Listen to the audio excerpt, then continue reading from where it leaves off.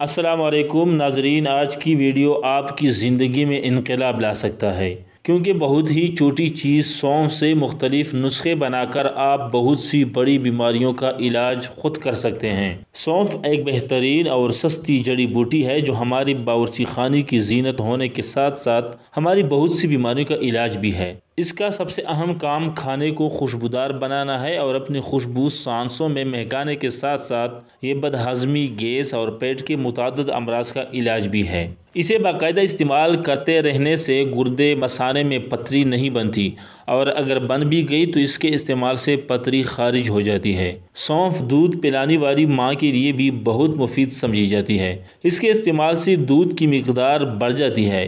سونف میں زنانہ hormone oestrogen جیسے خاصیت بھی ہوتی ہے، اس لحاظ سے یہ خواتین کے لیے بہت مؤثر ثابت ہوتی ہے۔ سونف، بادام، مسری ہم وزن پیس کر ایک چمچہ سفوف دودھ کے ساتھ صبح و شام استعمال کریں، نظر کی کمزوری دور کرنے کے لیے فائدہ مند ہے۔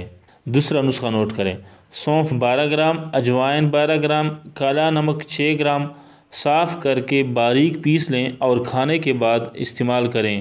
اس کے استعمال سے معدہ درست ہو جائے گا، بھوک بڑھے گی اور کھانا بھی جلد ہضم ہوگا۔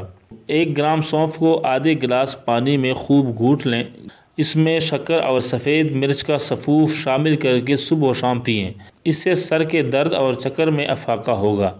نزلہ زکام کے لیے 1 تولہ سونف کوٹ کر آدھا کلو پانی میں بھگو کر 3 گھنٹے بعد جوش دیں۔ آدھا پاؤ رہ جائے تو چینی ملا کر صبح و شام پئیں۔ دمہ میں 1 تولہ سونف آدھا سیر پانی میں جوش دیں، آدھا رہ جائے شہد ملا کر پلا دیں۔